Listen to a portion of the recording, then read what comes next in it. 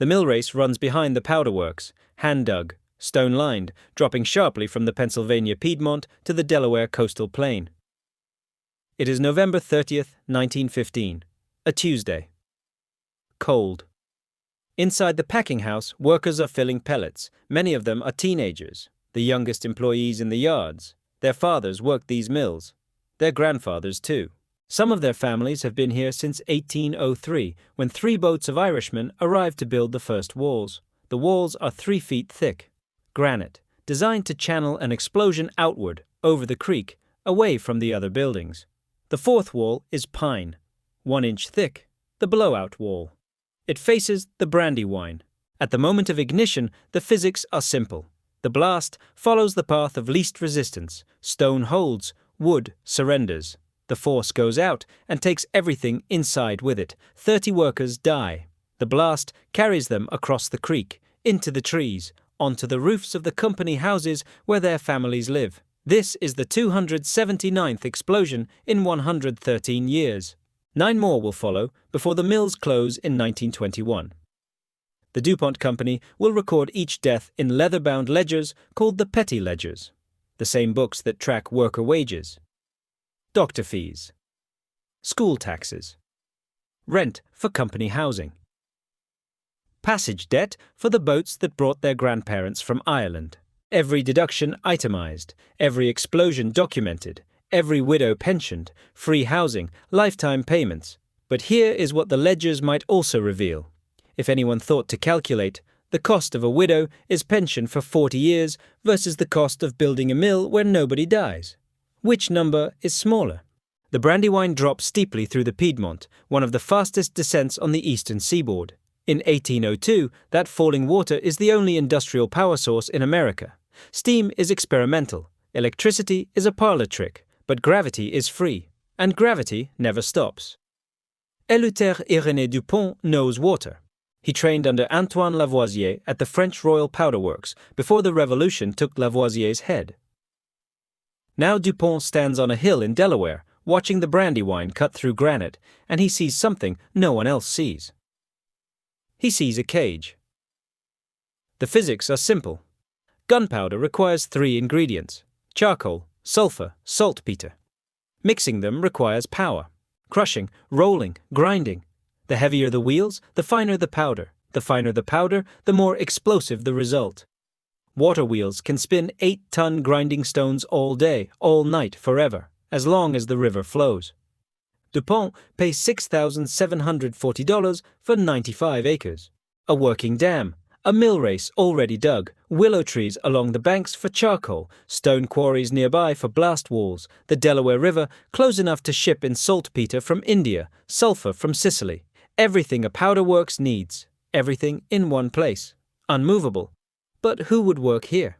July 1803. DuPont writes to his brother Victor, "The arrival of 3 boats of Irishmen has furnished all the workmen we needed." 3 boats, from Ulster, counties Fermanagh, Donegal, Tyrone, Londonderry. The town of Letterkenny appears most often in the company records. These are not random immigrants. They are recruited networks, families, villages, entire communities transplanted to the Brandywine. By 1804, DuPont selects 4 Irishmen as powder-making apprentices, the first generation of American-trained explosives workers. By 1856, the company will help 1,500 immigrants cross the Atlantic. Here is how it works. John Barrett arrives in 1809. He pays $176.80 in cash.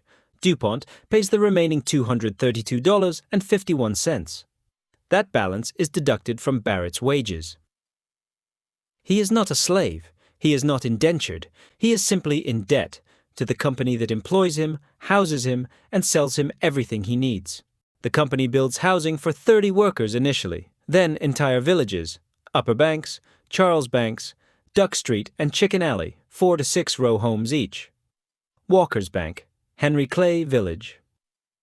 The communities include taverns, general stores, schools, post offices, everything a worker needs, everything owned by the company. The cage is not iron, the cage is economic, passage debt, company housing, company stores, company schools for the children who will become the next generation of powder workers. By 1804, DuPont sells 39,000 pounds of powder. By 1805, sales triple. The federal government becomes a regular customer. John Jacob Astor's American Fur Company buys in bulk. The War of 1812 is coming, and America will need gunpowder. The system is working. But gunpowder is unstable. Charcoal, sulfur, and saltpeter do not want to stay mixed. They want to burn. They want to explode. Static electricity can trigger ignition, friction between metal surfaces. A spark from a horseshoe on stone. The question is not whether the mills will explode. The question is what happens when they do, and whether the workers can leave. How do you build a factory that explodes? You build it to explode in the right direction. The powder mills rise along the Brandywine in pairs. Each building has 3 walls of granite, 3 feet thick. The 4th wall faces the creek. It is pine, 1 inch thick. The roof is light wood, designed to lift off. When the powder ignites, and it will ignite, the physics are predetermined. Stone holds. Wood surrenders. The blast follows the path of least resistance, through the pine wall, over the water, into the trees on the opposite bank. The mill race runs behind the buildings, adding another buffer. 1 water wheel powers 2 mills. If one explodes, the other keeps grinding. This is not reckless engineering, this is calculated engineering. The architecture assumes explosions. It assumes deaths. It simply minimizes damage to equipment and adjacent buildings. The workers inside the mill at the moment of ignition? They go out with the blast, through the pine wall, over the water, into the trees. But around the explosions, DuPont innovates relentlessly. 1811, the first written safety rules in American industry.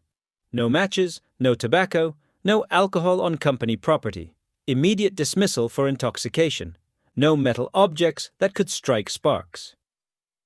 The narrow-gauge railway connecting buildings runs on wooden tracks. Workers wear boots held together with wooden pegs instead of iron nails. The horses pulling powder carts wear leather covers over their metal shoes. Even the lamps are engineered for safety. Whale oil, not petroleum. Petroleum spits when it burns. A single spark in a powder mill means everyone dies. The Hagley property, purchased in 1813, doubles capacity. And then comes March 19, 1818, the Great Explosion. 34 to 40 workers die. Sources disagree on the exact count. The blast is felt 40 miles away. E.I. DuPont's wife. Sophie is seriously injured.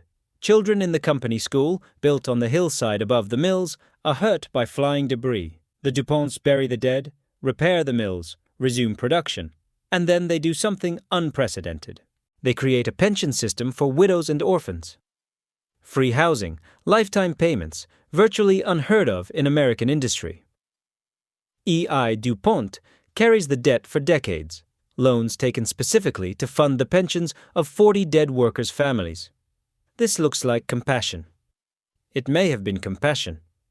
But it was also a calculation. The company did not stop production after 1818. It did not slow down. It did not redesign the mills to prevent explosions. It created a financial mechanism to absorb deaths and keep the labor supply stable. Widow pensions ensured that workers' sons grew up in company housing, attended company schools, and entered the mills when they came of age. The cycle reproduced itself. Death was not a disruption. Death was a line item. The DuPonts would later claim they shared the risk. E.I. DuPont built his house on the hill overlooking the mills just a few hundred yards from the grinding wheels. His father, Pierre Samuel, died in 1817 fighting a fire in the factory, the first DuPont to die from a powder yard accident. Alexis Irénée DuPont was killed in 1857 by an explosion he accidentally triggered while experimenting. But here is the difference. The DuPont house survived 288 explosions over 119 years. Many worker homes did not. The Upper Banks, where workers lived, was damaged by an explosion in 1890 and leveled entirely in 1915. The DuPonts could leave. They chose to stay. That is courage. The workers owed passage debt. They lived in company housing. They bought food at company stores. They could not leave. That is captivity. Shared geography is not shared vulnerability. By 1834, the mills produce 1 million pounds of powder per year. The 1840s bring water turbines, more efficient than wheels, more power per cubic foot of flow. By 1850, Henry DuPont controls the company. By the Civil War, DuPont supplies 4 million barrels of powder to the Union Army, 1/3 to 1/2 of all the gunpowder the North fires at the South. The system is no longer a family business on a Delaware creek. It is critical national infrastructure. And critical infrastructure attracts a different kind of ambition. Not just profit. Control. What do you do when you have won?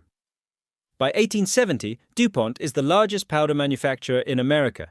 The Civil War made the fortune, 4 million barrels to the Union Army. But peace brings competition. New companies, price wars, fluctuating profits.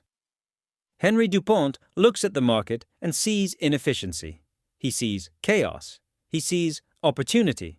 April 1872. The Gunpowder Trade Association holds its first meeting. The agenda is explicit: regulate the powder market to avoid overproduction, end cutthroat competition and price wars, establish sales quotas, gain control over companies that refuse to join. Lamont DuPont becomes the first president.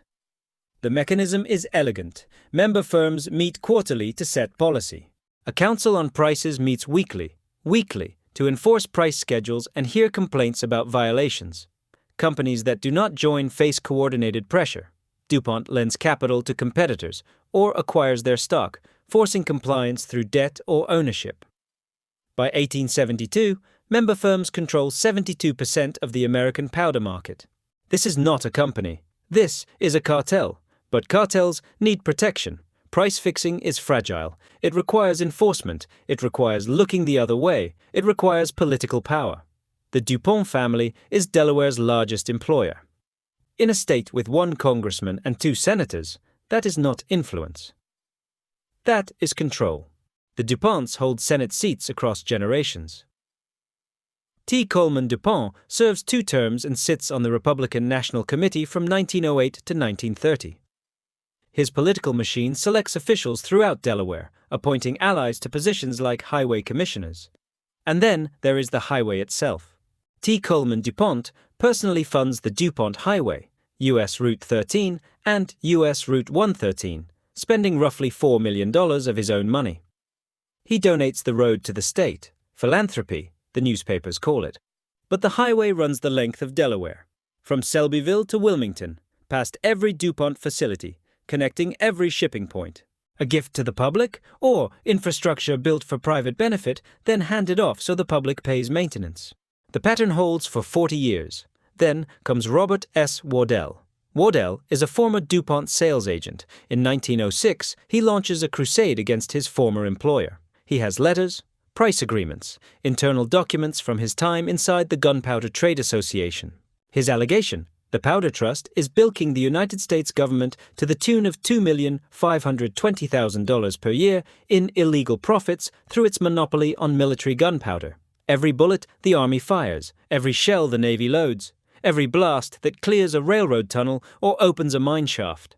Americans are paying a private tax on national growth. If Waddell's numbers hold across the trust period, 1872 to 1912, the total extraction approaches $100 million. From the public, through government contracts, paid with tax dollars. Waddell also alleges protection. He names Senator Henry DuPont as the family's shield in Washington. July 31, 1907. The Department of Justice charges DuPont and the Gunpowder Trade Association with maintaining an unlawful combination in restraint of interstate commerce, violation of the Sherman Antitrust Act. June 13, 1912. The court orders a breakup. Hercules Powder Company and Atlas Powder Company are spun off from DuPont. Competition restored, justice served, except DuPont keeps its monopoly on the manufacture of gunpowder for the United States military. The commercial trust is broken. The government contract monopoly, the one Waddell specifically targeted, remains intact. 2 years later, Archduke Franz Ferdinand is assassinated in Sarajevo. The Great War begins. DuPont's revenues from powder and explosives in 1914. $25 million. By 1918, $319 million. Total wartime revenue, $1.245 billion. 40% of all explosives fired by Allied forces come from DuPont factories. The trust was broken. The fortune was made. But back on the Brandywine, workers are still dying, and in 1915, the dead will include some of the youngest employees in the yard's history. 288 explosions in 119 years. 228 dead. The arithmetic is simple. 2.4 explosions per year on average. 0.79 deaths per explosion. But averages lie. The deaths cluster. 1818, 34 to 40 dead. 1890, 12 dead. 1915, 30 to 32 dead. Between the catastrophes, the smaller explosions continue. A graining mill ignites. A press room catches fire. A man cleaning equipment strikes a spark. Single deaths. Permanent injuries. The background noise of powder manufacture. The Hagley Museum preserves the records, every explosion documented, every death named, and beginning in 1954, something else. Oral histories. The voices of the workers themselves recorded before they died. Daniel Shields. Born 1894 in the Upper Banks. His father worked the charcoal house. As a boy, Daniel swam in the Brandywine with other children from the powder villages. August 7, 1909. A Saturday afternoon. The boys are swimming near the upper yard graining mill. 3 o'clock, 3:30. The mill explodes. John Mott, the operator, is killed instantly. The children are in the water when it happens. Playing in the shadow of the mills, the blast passes over their heads. William H. Buchanan, born 1892. His father, Albert, called Yabba, worked for DuPont his entire life. William learned electrical work from him. On November 30th, 1915, William is in the Brandywine shop's office installing a buzzer system, wiring one office to another. He is in the attic. It is dark. He has no flashlight. Just a 110-volt line and a 550-volt line nearby. The packing house explodes. There was a bad explosion in 1915 when 32 was killed. That's the big explosion I remember. William rushes downstairs. His first thought, turn off the electricity to the yard. Prevent secondary fires, prevent more explosions. Then he sees them gathering the dead. Philip Dougherty. Born 1874 in a Charles Banks house. He starts working at the Henry Clay Keg factory at age 13. 13 years old, building the containers that will hold explosive powder. He stays with the company until 1913, moving through various jobs in the yards. December 1898. Philip is running a prismatic press at Hagley. An awful cold morning. The hydraulic press keeps freezing. He and another man, Tommy Knox, are trying to thaw it out. 10 o'clock. Hagley Yard explodes. Philip survives because his press is in a different building. Luck. Geography. The same factors that determined everything in the powder yards. The company's own records preserve what the oral histories cannot, the physics of violent death. The company's own records preserve what the oral histories cannot, the physics of violent death, bodies thrown across the creek, remains recovered from trees on the opposite bank. The blowout wall worked exactly as designed. The blowout wall works exactly as designed. The blast goes through the pine, over the water, into the trees. McGee goes with it. Another account. A man was killed on the other side of the creek while passing by a flying timber. A curious incident was that this man had formerly worked in this very mill, but had left because he was afraid of the powder. He quit. He escaped. He was walking past when his old mill exploded, and a piece of it killed him anyway. And then this. About 4 days after this explosion, the men discussed the matter and struck for higher wages. Not safer mills, higher wages. They understood the calculation better than anyone. The mills would not stop exploding. The best they could negotiate was more money for the risk. November 30th, 1915. The packing house. 30 to 32 dead. Sources vary by 2. The deadliest explosion since 1818. Nearly a century between catastrophes of this scale. But here is what makes 1915 different. The dead are young. Many of them among the youngest employees in the yard's history. Teenagers. boys not much older than Daniel Shields was when he swam in the creek, and the mills should not have been operating at all. By the 1910s, smokeless powder has made black powder obsolete for military use. The Brandywine works are scheduled to close. The equipment is aging. The buildings are deteriorating. The future is chemistry, not explosives.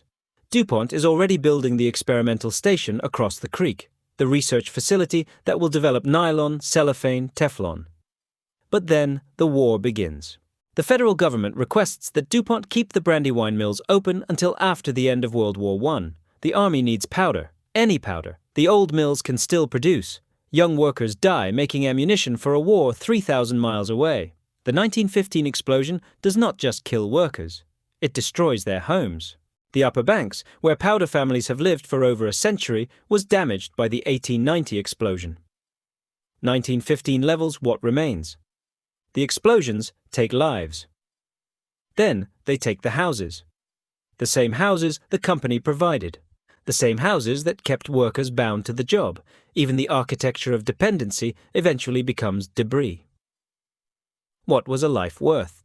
The Pettit ledgers hold the answer, but no one has calculated it. The leather-bound wage books record everything: worker pay, school taxes deducted, county taxes deducted, doctor fees deducted, pew rents for local churches deducted, transportation, costs for the boats that brought their families from Ireland, and payments to widows, recorded in the same columns as wages, free housing for life, pensions for dependents. The DuPonts carried debt for decades to fund these payments. But the ledgers also contain the data to answer a question no one has asked. What did the widow pensions cost per year? What did blast-proof mill interiors cost per building? What did slower production schedules, reducing friction, reducing heat, reducing risk, cost in lost revenue? If the pensions cost less than the safety improvements, the widow system was not compassion. It was cost optimization. The mills close in 1921, low demand for black powder. The companies move into other products. DuPont has already become a chemical giant. The $1.245 billion in wartime revenue has been reinvested. General Motors stock, polymer research, the future. But what happens to the workers, the families, the villages that have existed for 119 years? The records go quiet. The powder mills become a museum. 1921, the Brandywine Powder Works, close permanently. The official reasons: low demand for black powder. The companies move into other products. Both true. Smokeless powder dominates military use. DuPont's future is chemistry: nylon, cellophane, paints, plastics. The experimental station across the creek is already operating. The Brandywine is no longer the center. It is a relic. But here is what the records do not show. 119 years of meticulous documentation. Pettit ledgers tracking every wage, every deduction, every widow's pension. Explosion reports naming every dead worker. Immigration records listing every sponsored passage from Ireland. And then, at closure, silence. What happened to the workers? Were there severance terms? Pensions for long-service employees? Did families buy their company homes? Did they relocate to other DuPont facilities? The archives go quiet at the moment the system ends. 1952. The DuPont family donates 185 acres. The company establishes a $6 million endowment. 1957. The Hagley Museum and Library opens. 1966. National Historic Landmark. Designation: the museum preserves everything: the DuPont family home on the hill, the powder mill ruins along the creek, the mill race still holding water, worker housing sites, the Pettit ledgers, the oral histories, the photographs. But what story does the museum tell? Industrial history, American enterprise, innovation and safety practices. DuPont's own website cites the widow pension system as evidence of their safety core value. The explosions become proof of how much they cared. 228 dead, 288 explosions, workers bound by passage debt and company housing, a monopoly that extracted millions from government contracts, a political machine that ran Delaware for generations. The museum exists because the DuPont family funded it. The question is whether it tells the workers' story or the owners. But the larger question, is why this matters now. Consider what DuPont built on the Brandywine. Private control of water, the only power source. Private control of transportation, the narrow-gauge railway. Private control of housing, the company villages. Private control of labor supply, immigration sponsorship and debt. Private control of commerce, company stores for everything workers needed. Private control of politics, senators, highway commissioners, the state's largest workforce. Private control of national defense, sole supplier to the military. This was not a factory. This was a complete infrastructure system under private ownership, and it was the prototype. Coal company towns in Appalachia. Pullman's railroad town outside Chicago, broken by the 1894 strike. Mining camps in Colorado and West Virginia, where workers died in explosions and their families owed the company store. The pattern repeats. Private control of essential infrastructure creates captive populations. Workers become bound. Risk becomes externalized onto those who cannot leave. Profit flows to those who can. The Brandywine was not exceptional. It was the first draft. The mill race still runs. The stone walls still stand. The Brandywine flows past the ruins, dropping steeply through the Piedmont, just as it did when Eleuthère Irénée Dupont first saw it in 1802. 228 workers died here. Their names are in the archives. Their descendants may still live in Wilmington, in the towns that grew up around the powder works, in the state the DuPonts shaped. The DuPont family became one of the richest in American history. The powder that won America's wars was made by workers who could not leave, paid with wages reduced by debt, housed in buildings they did not own, mourned by widows who depended on the company that killed their husbands. That is not a factory. That is a system. And arrangements like this did not end in 1921. They just learned to hide.